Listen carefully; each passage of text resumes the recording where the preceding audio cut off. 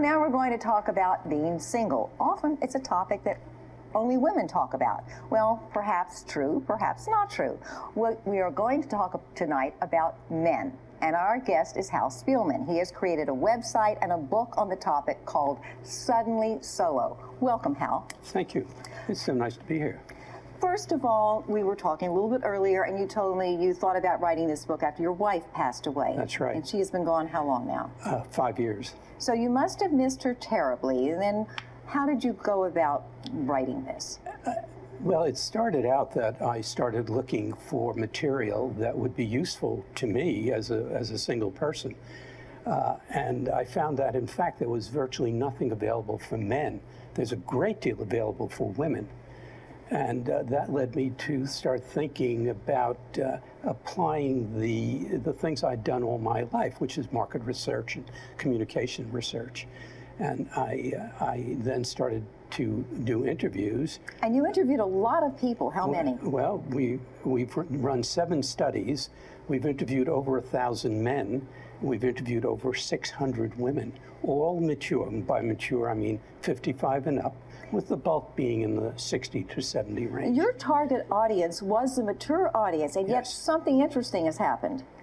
Well, what was so interesting, we started aiming only at mature men, and we then found that women were very excited about what we were doing.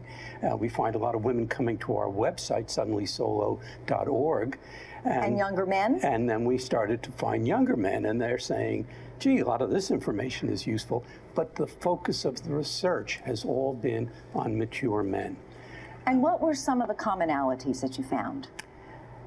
Oh, the one I love is dispelling the myth of older men preferring very young women. We talk about am I allowed to say big boob blonde?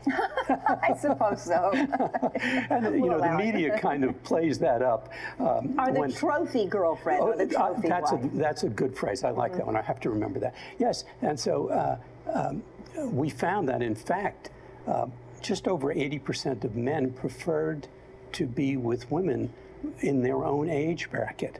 And they were more comfortable with them. They had commonality, and they were not comfortable with young women. Now tell me if this is a myth or not. It is easier for a man to be single than it is for a woman to be single. No, much more difficult. Women have support groups that they've developed over many years. Men don't tend to have support groups. And that is a major problem for them, because they start to disappear into the scenery. Initially, they're on your doorstep with meatloaf, particularly with widowed men. But then widowed men don't start dating for about a year. I mean, who marries sooner or remarries sooner, males or females? Men do, because the numbers work for them. At about 65, the ratio is 4 women to a man.